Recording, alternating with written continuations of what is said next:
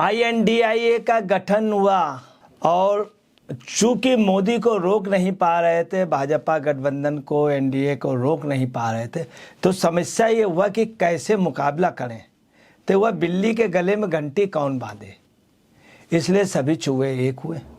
दिनेश गुंडूराव जो स्वास्थ्य मंत्री हैं कर्नाटक के, उन्होंने स्वास्थ्य की व्यवस्था अपने यहाँ की है, मगर केजरीवाल से उनके यहाँ स्वास्थ्य व्यवस्था बहुत अच्छी है। केजरीवाल जी ने अपनी बड़ी बड़ाई की कि हमारे यहाँ स्वास्थ्य व्यवस्था अच्छी है, जबकि कर्नाटक की इनसे अच्छी है।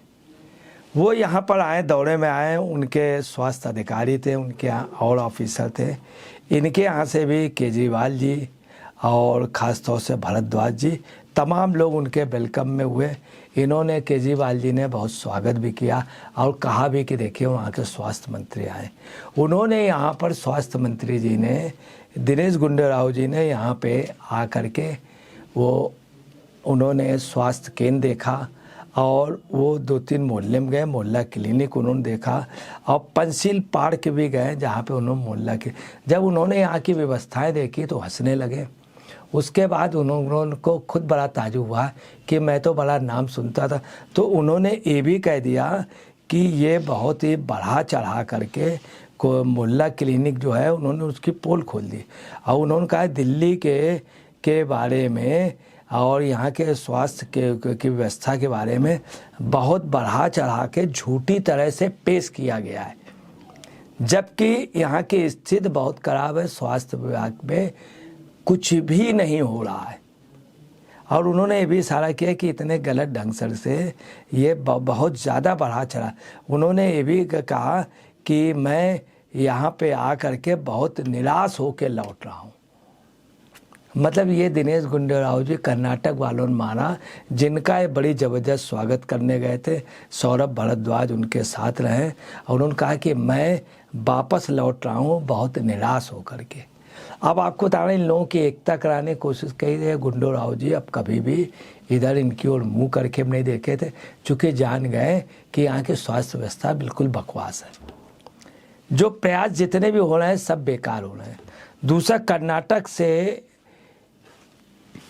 तमिलनाडु के भी प्रयास किए गए, वो भी बिल्कुल ना के बराबर जा रहे हैं। अब केजरीवाल जी ने मोहल्ला क्लिनिक के लिए कांग्रेस के मंत्री को जो पोजीशन रही, एक प्रकार से भयंकर बेइज्जती कर दी उन्होंने केजरीवाल जी के और केजरीवाल के शासन के, और उन्होंने भाड़ा फोड़ दिया बिल्कुल दिनेश उन्होंने गुंडूराव जी ने कि यहाँ स्वास्थ्य विभाग का कुछ भी नहीं, मोहल्ला क्लिनिक एक बकवास है। जो स्थितियाँ समझ में आई वो मोहल्ला क्लिनिक उन्होंने दौरा भी किया। दौरा करने के बाद वो इतने ज़्यादा मतलब असमंजस में हो गए कि वो हंसने लगे कि यहाँ पे कुछ है ही नहीं, सिर्फ बढ़ाई है। और गुंडूराव जी ने को ये सोच रहे थे, और वहीं पे केजरीवाल जी ने और सौरभ जी ने गुंडूराव जी की बड़ी बड़ाई की, तो उम्मीद कर रहे थे हम बड़ाई करें तो वो भी बड़ाई करेंगे, मगर उन्होंने असलियत इनकी खोल दी कि बहुत बढ़ा चढ़ा करके पेश किया गया। अब आपको बताने दूसरी घटना क्या है कि कर्नाटक से ने इनसे भी सब पटाने को, कर्नाटक को तमिलनाडु से पटाने के लिए उस दिन पटना में और ये वाली मीटिंग में पूरे प्रयास हुए। अब उस प्रयास का रिजल्ट क्या निकला देखिए कि बेंगलोर का इन सब का रिजल्ट क्या निकला। रिजल्ट ये निकला कि स्टालिन ने मोदी को एक चिट्ठी लिखी है और उनसे बहुत हाथ जोड़ के रिक्वेस्ट की है। स्टालिन ने इसके पहले भी जल मंत्री से भी जुलाई में और पार्लियामेंट में भी स्टालिन के मंत्रियों ने भी जल मंत्री से मिले थे। मोदी को इसके पहले भी 7 जुलाई को एक लेटर लिखा था, 23 जुलाई को लिखा था। तो उन्होंने कई चीज़ें मोदी से इनके राज्य की बुराई की है और कर्नाटक से न्याय दिलाने की बात कही है। अब आपको बता रहे हैं उन्होंने क्या लिखा है उनको, मोदी को जी को लेटर पे कि मुझे 28.8 हजार मिलियन क्यूसिक पानी मिलना चाहिए, जो कि सुप्रीम कोर्ट का डिसीजन है।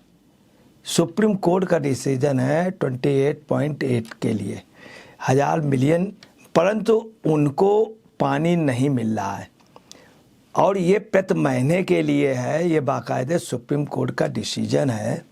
बिलीगुडलू में बाकायदे वहाँ से इनको इतना वो देना चाहिए प्रति महीने के हिसाब से, मासिक के हिसाब से, तय समय में। परंतु है क्या कि एम.के. स्टालिन ने लिखा, सुप्रीम कोर्ट के आदेश की अवहेलना हो रही। 2023 और 24 के बीच में हमको 11.6 टीएमसी ही पानी मिला है, 11.6 टीएमसी ही पानी मिला, जबकि कर्नाटक के जलाशय में उन्होंने बताया 91 टीएमसी पानी सिर्फ एक जलाशय में, सिर्फ एक जलाशय में, और मिला कितना है, 11।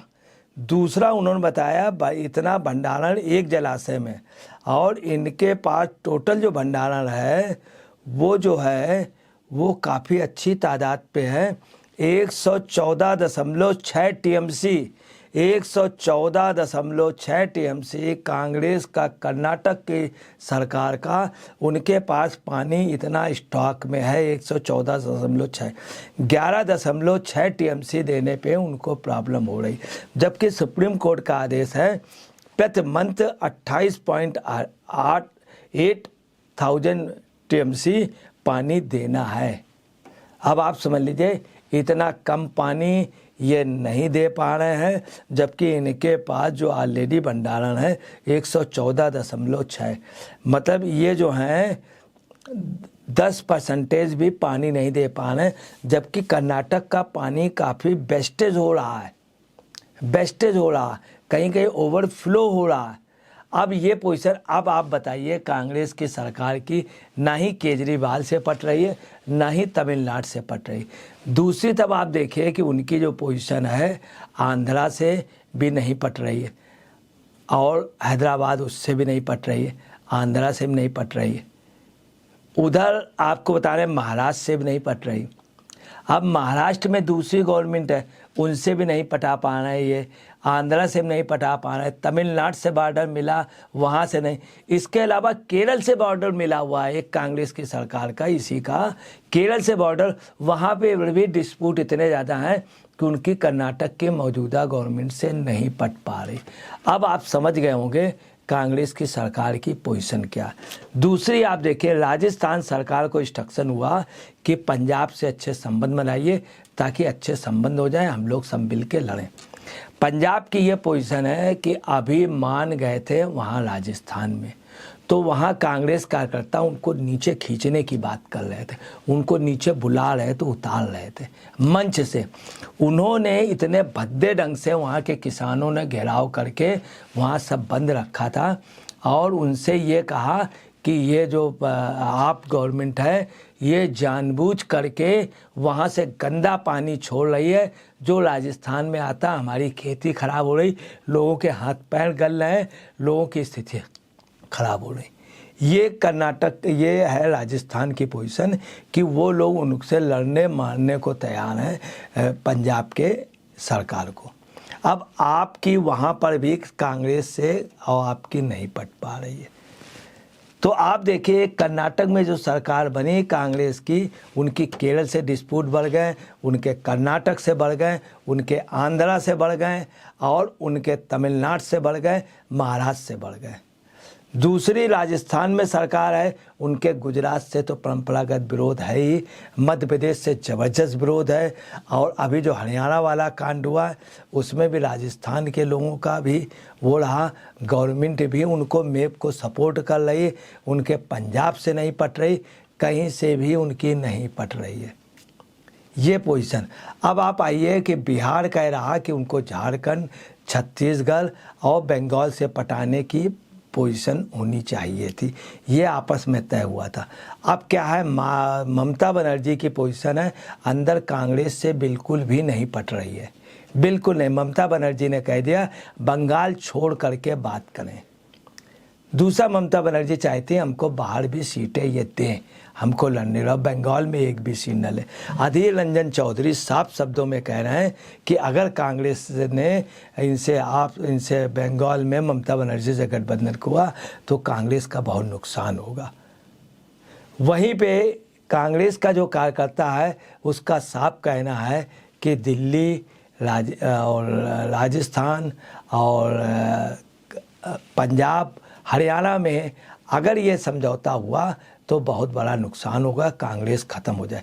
अब एक नई चीज़ होने जा रही है कि आपकी वजह से दिल्ली गया कांग्रेस से, राजस्थान, हरियाणा गया, पंजाब गया और गुजरात गया। अब पोजीशन ये है कि आप पार्टी राजस्थान में लड़ने जा रही नेक टू नेक फाइट। अभी उनका मान के जाने की वजह थी पूरी ताकत राजस्थान के चुनाव में आप लगाने जा रही। अगर आपने राजस्थान का चुनाव लड़ा तो कांग्रेस वहाँ हार रही और बुरी तरह से हार जाएगी। अब समस्या ये है कि जिन दलों को आपस में INDIA के दलों को आपस में एक होना चाहिए तो एक नहीं हो पा रहे हैं। स्टालिन किसी भी सूरत में कर्नाटक से झुकने को तैयार नहीं, कांग्रेस से झुकने को तैयार नहीं है। अब आपको बता रहे हैं वहीं पे क्या है कि VRS जो है वही TRS जो तेलंगाना की है वो आंध्र प्रदेश के उनसे YSRC से नहीं पटा पा रहे हैं। वहीं आपको बता रहे हैं तेलंगाना वाले मध्य प्रदेश के उनसे भी नहीं पटा पा रहे हैं, उड़ीसा के उससे भी नहीं पटा पा रहे। उड़ीसा और बिहार में कतई भी नहीं पट रही है, कतई नहीं। नीतीश और उनके बिल्कुल संबंध बिल्कुल आप समझिए बोलचाल मंद है नवीन पटनायक से। अब समस्या ये है जब से INDA का गठन हुआ था तब से आपस में ये हो गया है। इधर राहुल गांधी के डिसीजन सब ये सोच रहे थे हम प्रधानमंत्री बन जाएंगे, हम प्रधानमंत्री बन जाएंगे, इसलिए INDA का गठन हुआ था। नीतीश सोच रहे थे हम बन जाएंगे, वो सोच रहे थे हम बन जाएंगे, लालू सोच रहे थे हम बन जाएं, ममता बनर्जी सोच रहे थे हम बन जाएं, केजरीवाल सोच रहे थे कि हम बन जाएं। इस चक्कर में लोग बहुत अच्छे ढंग से चुनाव लड़ते हैं। वहाँ पे बिहार में नीतीश और लालू को अच्छी सीट मिलती है, वहाँ बंगाल में ममता बनर्जी को मिलती है। क्यों प्रधानमंत्री, अब इनका एक प्रधानमंत्री तैयार हो गया डिसीजन के बाद में राहुल गांधी के अंडर पे किसी भी सूरत में कई नेता ऐसे हैं, ममता बनर्जी, केजरीवाल, कतई भी उनकी दास्तां स्वीकार कर ही नहीं सकते। तो आपने देखा किस तरह से राज्य भाई जहाँ जहाँ कांग्रेस की सरकार है वहाँ वहाँ उनका। अब यूपी में बता रहे हैं, यूपी में उनका साफ कहना है कि मैं नहीं पटाऊँगा, अखिलेश का कहना, और सपाइयों का ये कहना है, नेताजी का कहना है सबसे बड़ी एक ही गलती हुई थी जो वो बंटी बबली वाली गलती कहलाई जाती, आज भी मशहूर है बंटी बबली गलती। उसमें क्या हुआ, अखिलेश और अखिलेश की पत्नी ने, डिम्पल ने और प्रियंका ने और राहुल ने समझौता कर लिया, दोनों लोग मिलकर चुनाव लड़े और वहीं पे सपा के इतिहास की सबसे कम सीटें आईं। तो सपा कतई भी कांग्रेस को यहाँ ना एक सीट देने को तैयार है और ना ही यहाँ पे उनसे गठबंधन करते। शिवपाल सिंह यादव ने स्पष्ट रूप में कहा है कि प्रधानमंत्री के लिए जो उपयुक्त लोग हैं उसमें उन्होंने नीतीश कुमार का नाम लिया, ममता बनर्जी का नाम लिया और उन्होंने नाम लिया है अखिलेश जी का, उसमें बाद में राहुल गांधी का नाम लिया है। मतलब वो नीतीश, इन सबको, लालू को, इनको पहले प्रधानमंत्री पद के दावेदार मानना है। अब आपको बता रहे हैं वहीं पे किसी भी सूरत में TRS BRS जो है राहुल को प्रधानमंत्री के रूप में एक्सेप्ट अपने नेता के रूप में नहीं करने। शरद पवार किसी भी रूप में वैसे बड़बली कह दें कतई नहीं है कि, क्योंकि शरद पवार ने सोनिया गांधी को भी प्रधानमंत्री के रूप में कतई भी एक्सेप्ट नहीं किया था, विद्रोह कर दिया था। शिवसेना का भी यही पोजीशन है, शिवसेना भी इनको, जो उद्धव ठाकरे की शिवसेना, वो भी लास्ट टाइम पे इनको प्रधानमंत्री के लिए स्वीकार नहीं करेगी। अब समस्या है जो INDI गठित हुआ था वो INDI जो है वो अब जो है राहुल गांधी के आने से सब पूरी तरह से टूट जाएगा, विखंडन हो जाएगी। 2024 की जो स्थितियां हैं वो साफ है कि उसमें बीजेपी क्लीन स्वीप ले जाएगी। इनके आपस में सब दल अलग अलग लड़ेंगे, जो छोटे दल क्षेत्रीय दल जीत के आएंगे उसमें आधे अगर उनके साथ कांग्रेस के साथ होंगे तो जीत के आने वालों में आधे दल बीजेपी के साथ भी होंगे। दूसरी आपको मैं एक चीज़ और बता देना, कोई नहीं समझ पा रहा महाराष्ट्र में क्या होने जा रहा है। महाराष्ट्र में आप देखिएगा कि शिंदे की शिवसेना, अजीत पवार का, शरद पवार का गुट और बीजेपी तीनों गुट मिलकर लड़ेंगे। महाराष्ट्र में विपक्ष को 1 या 2 सीट नहीं मिल पाएगी, सिर्फ शिवसेना से हिंदू मतदाता चला गया। ये जो सीटें हैं ये टोटल बीजेपी को प्लस चली जाएंगी। अगर बीजेपी 200 भी आती है 50 सीटें मिल गई तो बीजेपी 250 तो ऐसे ही हो गई। मतलब बहुत छोटी सी बात बताएं, कम से कम बहुत कम समझ लीजिए पोजीशन खराब। तो ये सीटें पर कुछ राज्यों में ये पूरा सुपड़ा साफ कर देंगे, चूँकि इनकी इस तरह की वो बन रही है। अभी इन्होंने क्या किया, एंथोनी के लड़के को केरल से ले लिया है। एंथोनी का लड़का निश्चित केरल में चुनाव जीतेगा। तिरुवनंतपुरम में जहाँ पे ये लड़े थे शशि थरूर, वहाँ से बीजेपी कुछ ही वोटों से हारी थी। इस बार बीजेपी वहाँ जीत जाएगी। केरल का एक बहुत बड़ा नेता कांग्रेस का जो राष्ट्रीय स्तर का है वो बीजेपी में जा रहा। आप देखिएगा केरल में जो आंकड़े इनके 3 सीटें केरल में ये जीतेंगे। तमिलनाडु में भी इनको 4-5 सीटें निश्चित तौर पे जीतेंगे।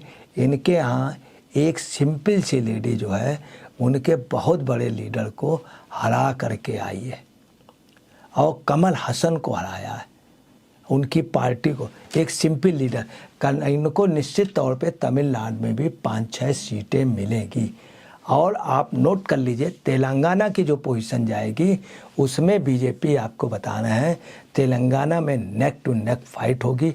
विधानसभा में बीजेपी कम होगी, बहुत कम होगी, मगर लोकसभा में मैं आपको बता रहा हूँ टीआरएस से ज़्यादा सीटें उनको बीजेपी को मिलेंगी। इसमें कोई भी इब्बत नहीं। कर्नाटक में 28 में से 27 सीटें मिलेंगी। कर्नाटक में जब भी स्टेट गवर्नमेंट रही तो सेंट्रल अभी था। पूरे देश में यही पोजीशन होगी। यूपी में बसपा अलग लड़ेगी, बसपा अपना अलग गठबंधन बना रही। मुस्लिम वोट बसपा में भी जाएगा, ये नोट कर लीजिए। अधीर रंजन ने भी स्वीकार किया, चूँकि मोदी का बहुत बड़ा वो था, रोक पाने की संभावना नहीं थी। हमारे 50 के लगभग थे सदस्य, ज़्यादा और उसमें थे नहीं, इतने सदस्य किसी के नहीं थे।